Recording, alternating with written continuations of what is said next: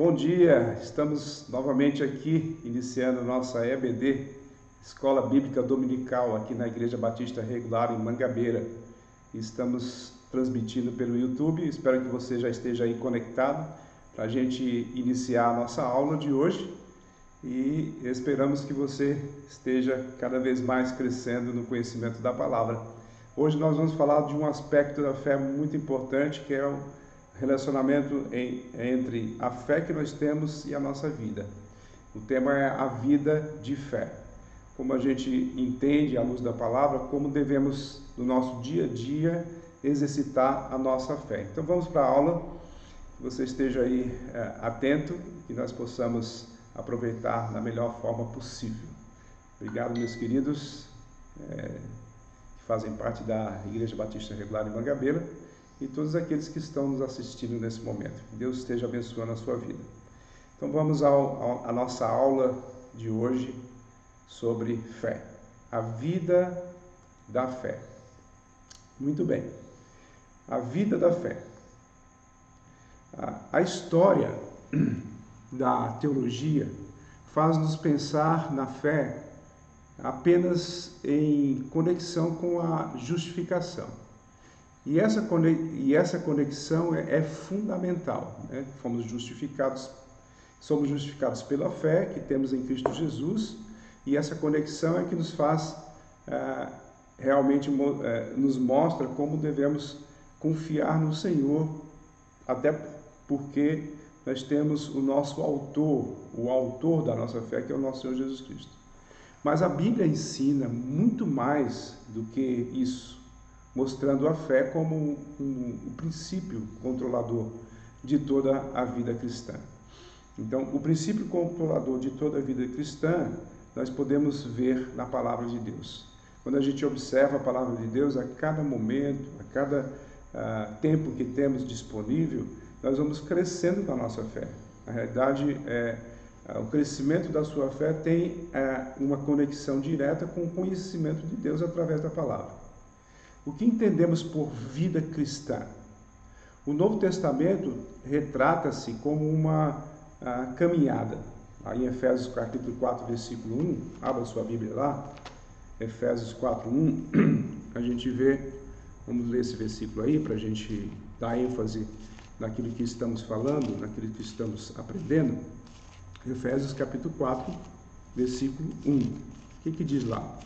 Diz assim: por isso, eu, prisioneiro no Senhor, peço que vocês vivam de maneira digna da vocação que foram chamados. Então, o apóstolo Paulo ele já dá uma ênfase sobre a questão de viver de maneira digna, né? E as outras passagens aí, versículo 17 e capítulo 5, versículo 2, certo? Versículo 17, o que diz? Vamos lá, 4:17. Diz assim: isto, portanto, digo e no Senhor testifico, não vivam mais como os gentios, que vivem na vaidade dos seus próprios pensamentos. Esse viver que nós devemos ter no nosso cotidiano é em relação à nossa fé. A nossa vida não é mais como a outrora. A nossa fé muda a nossa perspectiva de vida e o nosso caminhar. Tá?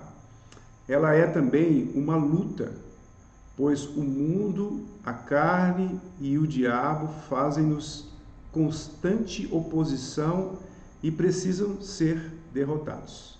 A nossa luta é justamente contra esses três pontos importantes, essas três expressões de inimigos que nós temos, né?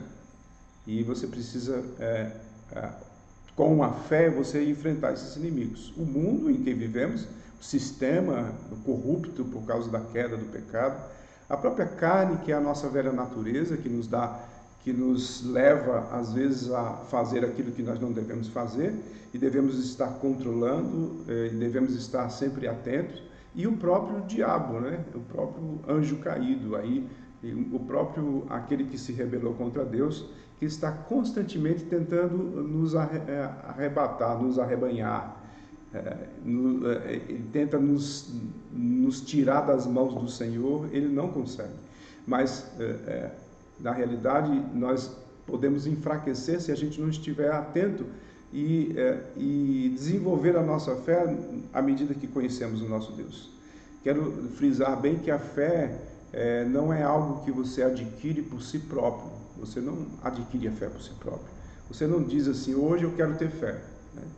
Eu quero ter fé ou amanhã eu quero ter mais fé e eu vou andar mais pela fé. Não, é uma prática que se dá com o conhecimento de Deus, com os mandamentos de Deus, onde a gente aplica os mandamentos, onde a gente é também moldado pelas circunstâncias que Deus permite e a gente vai adquirindo mais fé.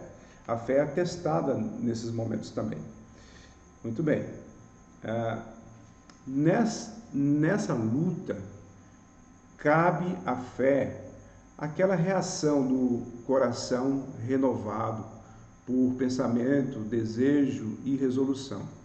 Discernir o inimigo e oferecer-lhe resistência, buscando forças em Deus, mediante a oração, para obedecer fielmente em qualquer tempo e para recusar determinantemente e a deixar-se esmagar pela tensão, pela perplexidade e pelo desencorajamento.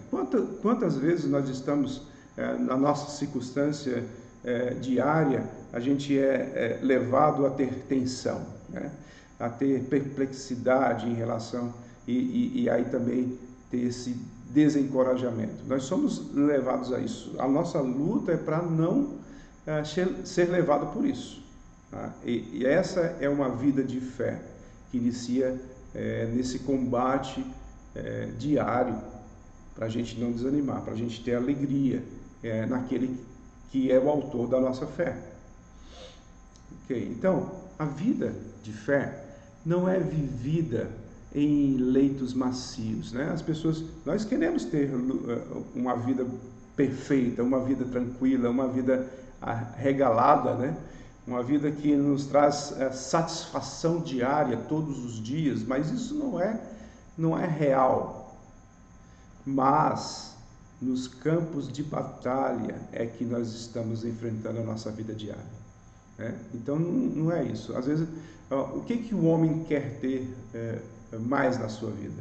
É satisfação de aproveitar a vida da melhor forma possível, com todos os prazeres que são oferecidos.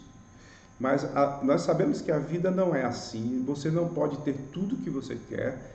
E quando você tem fé em Deus, você vai ter aquilo que é necessário para você.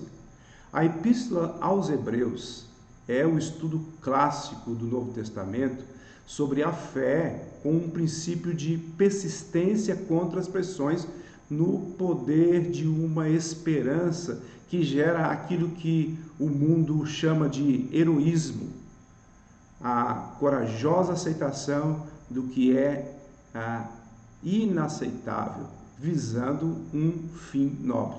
Quando alguém olha para um cristão que sofre e ele continua firme na fé, as pessoas dizem assim, você ou é doido, ou é maluco em estar confiando naquele que você não vê, ou você é um herói, né? Você consegue ultrapassar essas barreiras mesmo com dificuldades, rindo e satisfeito pela vida. Isso é fé. É uma fé indizível, é uma fé que é expressada nos nossos atos, mas não é por nós mesmos, é Deus que coloca isso em nós, nos dando força para enfrentar as batalhas, mesmo em meio às dificuldades. O tema é inesquecivelmente ilustrado no capítulo 11, por exemplo, dessa epístola aos Hebreus. A galeria dos heróis do Antigo Testamento, que o autor sagrado aplicou aos seus pressionados leitores, né? Ele mostra claramente ali no capítulo 11, forçando os seus leitores a enxergar essa realidade de vida em fé. Quando nós olhamos para os heróis da fé, o modelo de heróis da fé, a gente pensa assim, a gente não parece ser algo inatingível para nós, para o nosso ser. Aqueles parece que eram pessoas diferentes da gente. Não, eram as mesmas pessoas. com um poder avassalador, que nós vemos no 10º capítulo, no 12º capítulo, que mostra o resultado da demonstração do exemplo desses heróis da fé. Não admira que A.W. Pink, tenha devotado a esses 2 capítulos de Hebreus 1/3 de sua exposição com 1.300 páginas. Ele faz um apanhado aí só desses 2 capítulos, mostrando a grandeza, a profundidade. Já pensou 1.300 páginas em 2 capítulos? Então, o que é a Epístola aos Hebreus? O que ela diz sobre a fé, que pode ser sumariado da seguinte forma? Vamos ver. Primeiro, a fé é a certeza das coisas que se esperam, a convicção de fatos que se não veem. Capítulo 1, versículo 1, aí do capítulo 11 versículo 1, capítulo 1, versículo 1, versículo 11, capítulo 1, está errado aí. Essa definição de fé que a gente vê lá em Hebreus, capítulo 11, certo? Onde a ênfase recai, como sempre o faz a Bíblia, sobre a realidade dos objetos da fé e não sobre o grau de confiança que sentimos quanto aos mesmos. Por exemplo, a gente não, você diz assim, fulano tem mais fé, eu tenho menos fé. Não é isso. Na realidade, a fé não se baseia na pessoa ou nas atitudes da pessoa.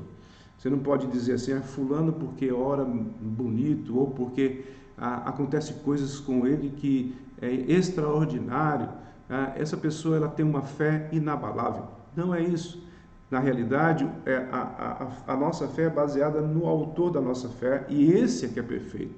Esse é que tem a intensidade. Não é à toa que o Senhor Jesus, quando ele diz assim, se você tiver uma fé do tamanho de um grão de mostarda, um grão ali, esse grão que é tão pequeno, poderá remover montanhas. O que quer dizer com isso? Ele quer dizer que não é a sua fé que faz remover as montanhas, não é o seu poder de fé, mas é o poder e o tamanho do autor da nossa fé, do objeto da nossa fé, que é o Senhor Jesus, que é o Criador de todas as coisas, é aquele que fez todas as coisas, certo? Então vamos entender melhor na parte 2, no segundo ponto aqui. Especificamente, a fé honra e agrada a Deus, porque aceita o que Deus diz sobre as coisas. O que ele diz lá? Capítulo 11, versículo 3 fala da criação. Ela é bem específica sobre isso. No versículo 11, ele vai falar sobre galardões. Aliás, capítulo 11, versículo 6, desculpe, fala sobre galardões. Fidelidade de Deus às suas promessas, versículo 11 do capítulo 11.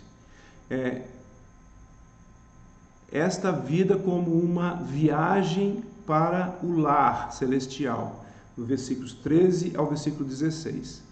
E o fato que a obediência sempre tem razão de ser mesmo quando parece sem sentido.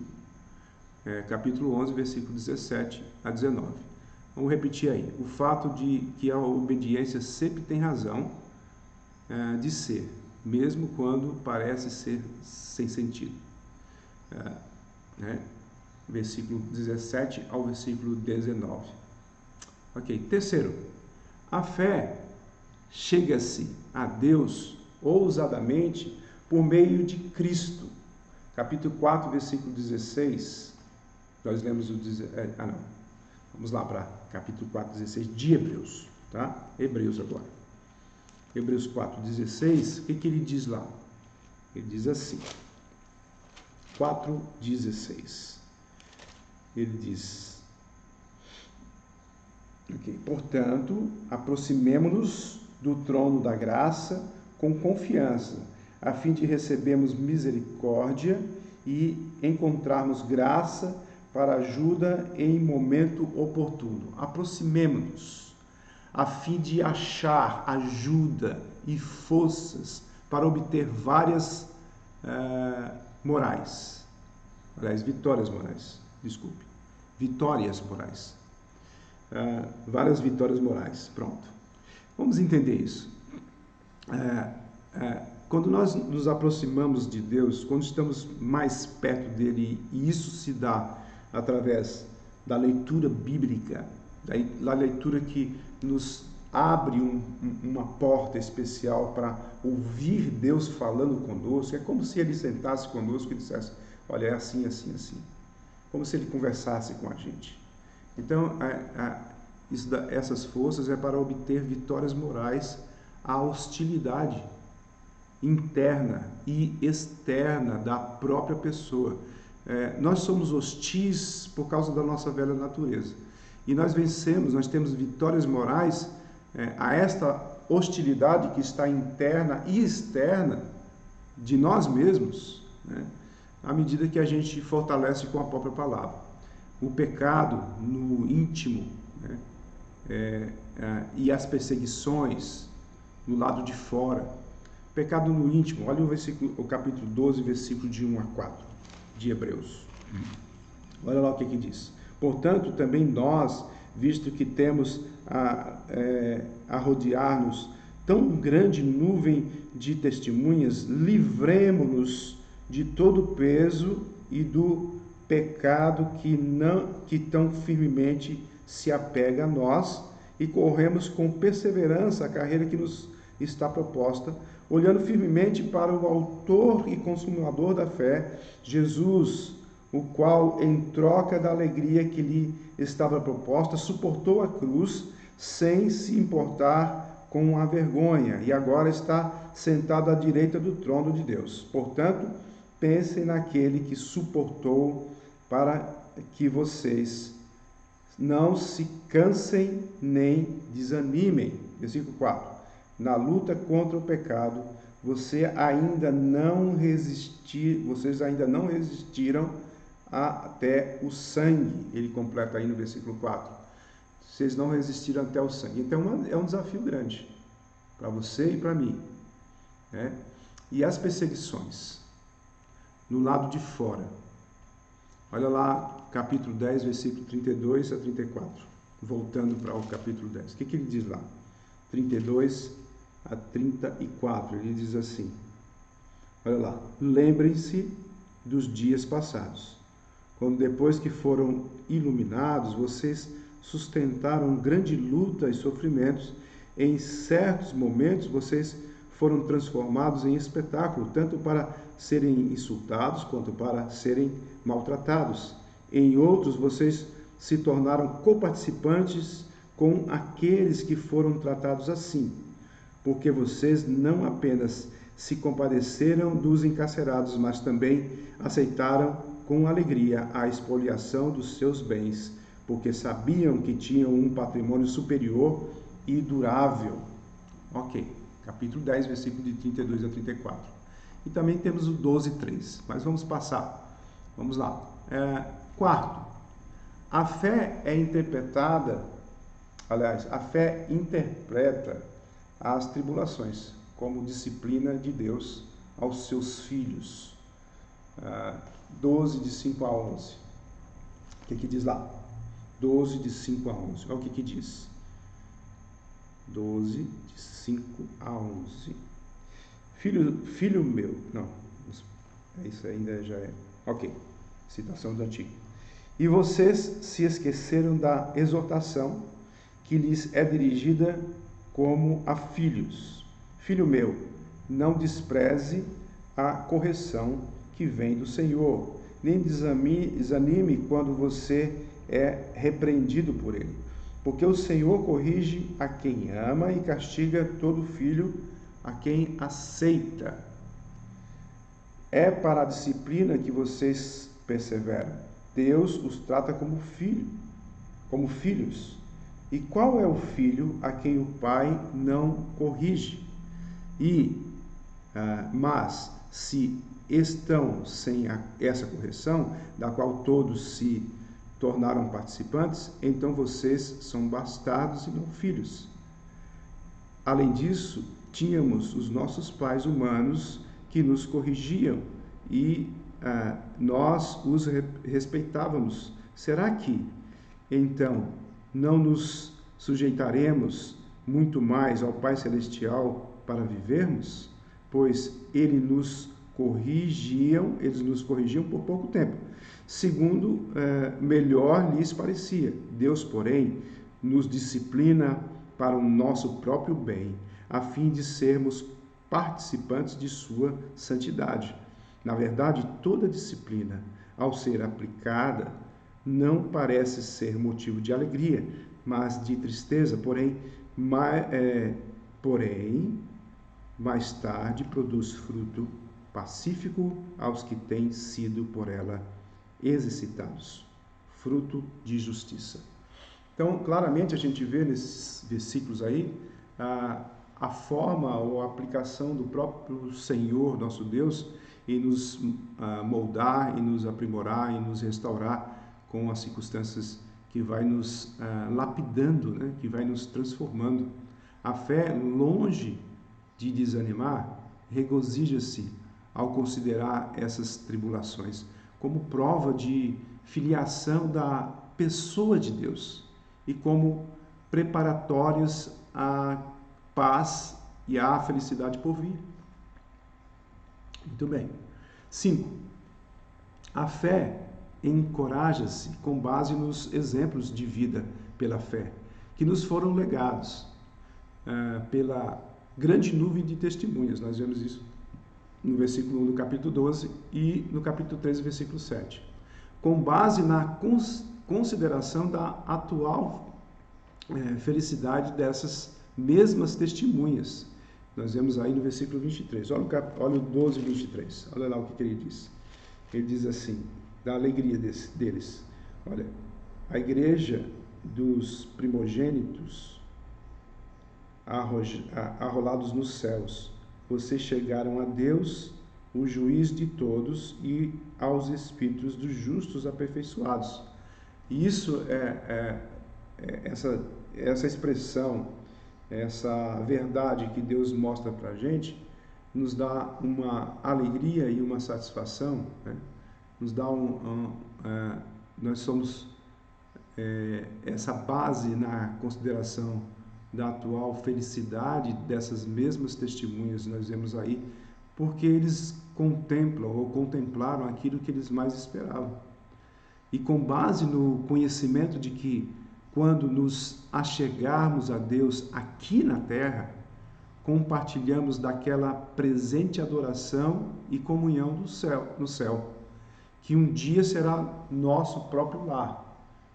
Temos aí 22, versículo 22 a 24, quando ele diz ali no capítulo 12, 22 a 24, quando ele diz assim: pelo contrário, vocês chegaram ao Monte Sião e à cidade do Deus vivo, a Jerusalém celestial e a milhares de anjos. Vocês chegaram à assembleia festiva, à igreja dos primogênitos arrolados nos céus. Vocês chegaram a Deus, o juiz de todos, e aos espíritos dos justos aperfeiçoados, e a Jesus, o mediador da nova aliança, e ao sangue da aspersão, que fala melhor do que o sangue de Abel. Em outras palavras, a fé dá valor à comunhão dos santos. E essa comunhão será plena ali na eternidade. 6. A fé combate as tentações que levam à incredulidade, à apatia e à desobediência, mantendo contra elas a atitude que alguns têm chamado de tenacidade, mas que essa epístola chama de diligência e de perseverança. No grego é hipomone, capítulo 6, versículo 11, e o capítulo 10, 36, 12, 1, que fala sobre, da perseverança, da diligência. A fé em Deus produz fidelidade a Deus. Cada vez que nós adquirimos mais fé, nós estamos, de alguma forma, demonstrando, pelo poder próprio de Deus, de colocar, e pela bondade dele, de colocar fé em nós, uma fidelidade nele. Cada vez que eu tenho fé em alguém, eu me torno também fiel a essa pessoa. A fé que nós temos nos fortalece para obedecê-lo, para obedecer aquele que é o autor da nossa fé. Então, isso é algo que vai gradativamente crescendo ao longo da nossa caminhada cristã. A vida de fé, no nosso dia a dia e circunstâncias em que enfrentamos, depende também da confiança que nós temos no nosso Deus e a fidelidade que podemos ter nele. Mas a fidelidade maior é do próprio Senhor, que nos dá condições da gente continuar firmes. Ele nos preserva de alguma forma, ele nos conduz, mesmo quando nós não queremos, quando nós queremos viver da nossa própria maneira. Ele nos demonstra com atitudes de circunstâncias difíceis para a gente entrar nos eixos da nossa vida de fé. Certo? Segundo a informação de nomes de Hebreus 11, como nós vemos vários heróis da fé ali, deveríamos ler todas as biografias bíblicas como lições objetivas sobre a fé e a incredulidade, né? Quando você vê cada nome que está ali e olhar a vida deles, você vai ver como Deus agiu na vida daquelas pessoas comuns, iguais a nós, né? Como ambas se expressam, essa lição pode nos dar. Uma sobre a forma de fidelidade e obediência, porque eles também tinham esses problemas, né, de oscilação. Então você vê que as duas formas expressadas, né, aí em cada biografia deles mostra sobre uma forma de fidelidade e obediência, e a outra sobre a forma de infidelidade e desobediência, bem como a reação de Deus em cada caso. Você vê como Deus tem cuidado em cada um deles. O exemplo de Davi, por exemplo, né? Ali é um exemplo claro de fidelidade e obediência, e aí infidelidade e desobediência. Como Deus tratou com ele, como Deus trata com cada um deles, né? Cada herói da fé ali. Com Moisés, como ele tratou com ele, né? Você vê ali como ele tratou com Daniel. Então você vê claramente ali os heróis da fé sendo conduzidos pelo próprio Senhor e Criador, pela misericórdia e graça que Ele derrama em cada um de nós. Há aqui um tema que gastaria uma vida inteira de estudos, mas não podemos continuar explorando o assunto agora, é óbvio. Então, disse o estudante: às vezes sinto que a minha fé é como um papel de seda, que facilmente eu poderia atravessar com uma mão. Isso exprime vividamente o que muitos sentem. Como pode a fé débil ser fortalecida e a pequena fé tornar-se grande? Isto não acontece por olhar para dentro de si mesmo, a fim de examinar a própria fé. Não, você não precisa ficar olhando para você e dizer assim: qual o tamanho da minha fé? Eu deveria ter fé nisso, mas eu não estou, fé em Deus nessas circunstâncias. Mas eu não estou tendo como eu deveria ter. Você não deve ficar olhando para isso. Ninguém pode fortalecer a sua fé mediante a introspecção. Eu vou fazer uma introspecção na minha vida para ver por que eu tenho pouca fé. Tal como ninguém pode promover o desenvolvimento de uma planta arrancando-a do solo para inspecionar as raízes. Já pensou, você pega uma planta e diz assim: rapaz, preciso ver por que ela não está crescendo, então eu vou tirar para examinar a raiz. Não existe, não dá para você analisar e tirar uma conclusão em relação a isso. Então você espera que o próprio Deus faça crescer, mas que você confie na providência que Ele dá para o crescimento. E você precisa notar o que acontece externamente, o que acontece ao seu redor, quais são as circunstâncias que Ele vai dar condições para você exercitar a sua fé. Tendo fé inabalável em circunstâncias difíceis, que para qualquer outra pessoa que está fora, que não entende ou que não sabe quem é Deus, vai dizer: você é louco, você tem uma fé tão grande no invisível. Então, antes nós devemos fortalecer, rebustecer a nossa fé, olhando a Bíblia. A Bíblia é a fonte na qual eu posso crescer. O conhecimento de Deus se dá, o tamanho do conhecimento de Deus, o tamanho da sua fé, aliás, que é atrelada ao conhecimento de Deus, se dá na observação da palavra dele, as realidades invisíveis de Deus, a nossa vida com ele, a nossa esperança de glória, o próprio Cristo vivo, outrora na cruz, mas agora entronizado.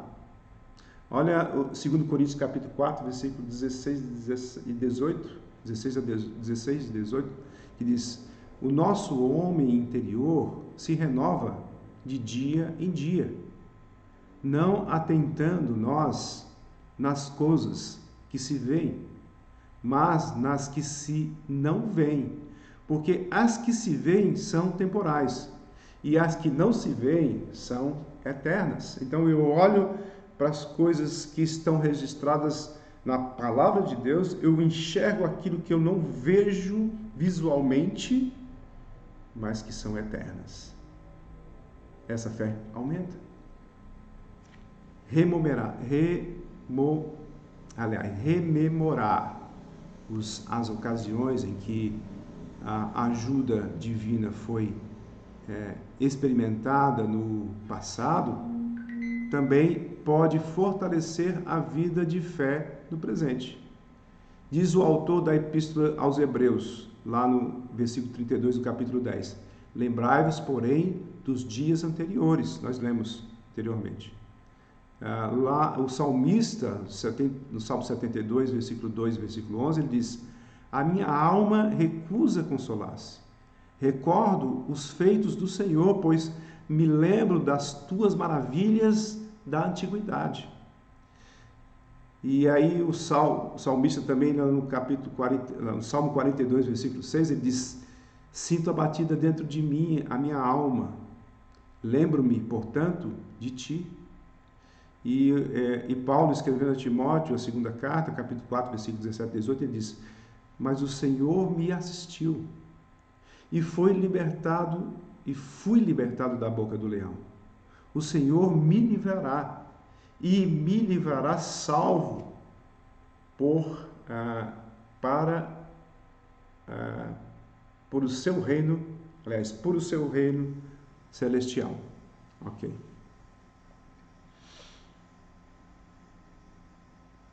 John Newton, ele contou seu amor em tempos passados. Ele cantou, aliás, desculpe. E a música, as letras de John Newton é muito profundas, né? E aí ele diz assim: seu amor em tempos passados. Uma expressão para a gente entender melhor esse assunto, nessa inspiração de John Newton, quando ele diz: seu amor em tempos passados impede-me de pensar que ele, por fim, me levará, em meios aos problemas, a afundar cada doce Ebenezer que posso recordar, confirma seu bom desejo de ajudar-me nas dificuldades. Então, essa expressão de John Newton nos dá uma visão bíblica, de certa forma, da experiência dele em relação a Deus e as dificuldades que ele teve, mas enxergar além. Essa faz parte da vida da fé. Porém, é bem possível que a melhor prescrição para o revigoramento da fé debilitada seja aquela que nos é dada em Hebreus capítulo 12. Umas partes aí do capítulo 12, versículo de 1 a 3 e versículo 12, versículo 25 diz assim: desembaraçando-nos de todo o peso e do pecado que tenazmente nos assedia, corramos com perseverança a carreira que nos está proposta, olhando firmemente para o autor e consumador da nossa fé, Jesus. Ou seja, aquele que nos capacita a viver uma vida de fé modelada na sua, o qual em troca da alegria que lhe está proposta, suportou a cruz, não fazendo caso da ignomínia, e está assentado à destra do trono de Deus. Versículo 3. Considerai, pois, eternamente aquele. Versículo 12. Estabelecei as mãos caídas e os joelhos trôpegos. E o versículo 25. Tem cuidado, não recuseis ao que fala. Nota aí os verbos. É muito importante você notar os verbos. Aceitemos esses pensamentos como medicamentos.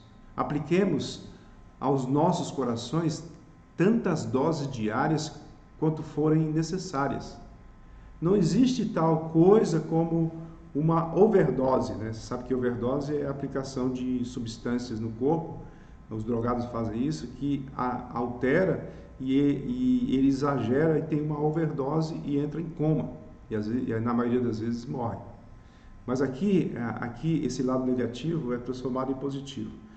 Esse remédio, esses medicamentos aí, essa aplicação que nós devemos ter, é como se fosse uma overdose. Nós temos que aplicar com intensidade, porque é a palavra de Deus que flui na nossa vida e condiciona a nós a confiarmos e ter mais fé no nosso Deus. Então, essa overdose desses medicamentos é aplicado corretamente e o benefício é garantido. O benefício é ao contrário da overdose dos drogados, que exageram na dose e morrem. Não, se você exagera na dose de meditar na palavra todos os dias, você vai adquirir mais fé. Além disso, tomemos os verbos registrados, sublinhados ali, como um exercício planejado, né? Lembra ali do exercício, olha lá, desembaraçando-nos, né? Corramos, olhando firmemente, considerai, pois eternamente aquele, estabelecei as mãos caídas e os joelhos trôpegos, tende cuidado, não recuseis ao que fala. Certo? Então, diante de mim está uma cópia da famosa obra Royal Canadian, esqueci do A, Air Force Exercise, Plans for Physical Fitness, plano de exercício de aptidão física da Força Aérea Real Canadense, como a instrução. E a instrução é 12 minutos diários para as mulheres e 11 minutos para os homens. O autor aqui está mostrando que ele está com isso diante dele e aí ele vai recomendar, ele diz, gastar diariamente um período similar de tempo para checarmos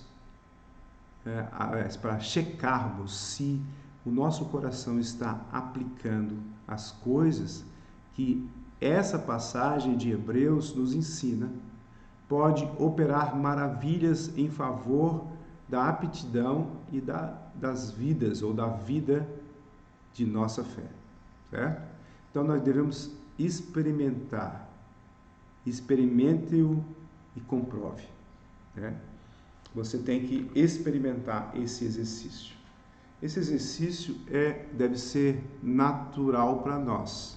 Todos os dias a gente contempla a palavra de Deus, a gente a gente examina externamente quais são as circunstâncias que têm favorecido a nós exercermos a nossa fé, a nossa vida de fé, de crescimento, de conhecimento da palavra, vendo que as circunstâncias, mesmo que sejam difíceis, são controladas por Deus para o nosso crescimento espiritual. Isso não foge à regra nas circunstâncias em que estamos passando nesse momento. Então, nesse sentido, nós podemos ter a certeza de que Deus é conosco todos os dias em nossa vida e que Ele pode nos mostrar claramente que podemos exercer a nossa vida de fé diariamente. Por esse motivo, queridas irmãs, queridos irmãos, eu quero desafiar cada um de vocês, mesmo em circunstâncias difíceis, ter uma vida de fé. Uma vida de fé baseada no autor da nossa fé e não em nós mesmos. Nós não temos capacidade ou força suficiente para exercer em nossa vida uma fé que vem de nós mesmos, mas é a fé que vem de Deus. O exercício diário de leitura, meditação, oração, fazendo a avaliação de quem nós somos, mas principalmente olhando as circunstâncias e vendo como Deus trabalha em nossa vida, nas pessoas que estão em nossa volta, nas pessoas que precisam ouvir a nossa fé ou a demonstração da nossa fé no nosso Senhor, no nosso Salvador. Isso é fundamental para a vida de fé. Isso é importante. Você precisa exercer a sua fé diariamente.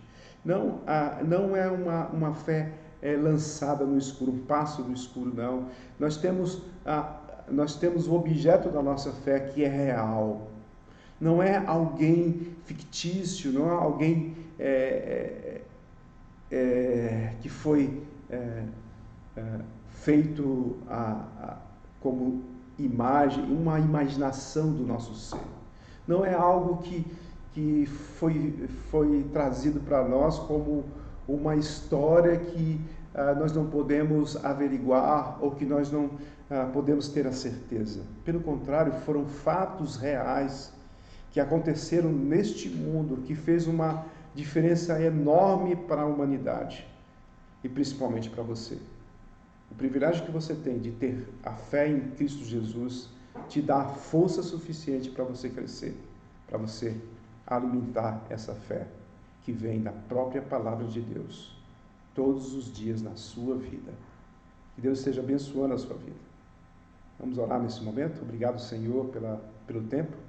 Ajuda-nos, Senhor, a absorver algo que podemos ver na Tua palavra nesta manhã. Abençoa, Senhor, todos os membros desta igreja, todos aqueles que estão assistindo nesse momento. Obrigado, Senhor. Faz com que haja crescimento, haja uma demonstração de amor de cada um de nós para contigo, Senhor. Que a gente possa nos fortalecer, confiar no Senhor, apesar da circunstância. Quantos de nós, a cada dia, nos desanimamos, mas precisamos nos animar, ter mais fé. Senhor, dá-nos mais fé, para a glória do Teu nome. Em nome de Cristo. Amém. Se você não deu o seu like e quiser dar, você pode fazer isso. Se você não se inscreveu no canal, se inscreva para que a gente possa continuar essas apresentações, esses ensinos que Deus nos permite através do meio de comunicação. Que Deus os abençoe. Logo mais à noite, se Deus assim permitir, estaremos louvando ao Senhor em espírito e em verdade, no culto de adoração ao nosso Deus, na Igreja Batista Regular, em Mangabeira. Fiquem atentos. Conecte-se. Que Deus os abençoe.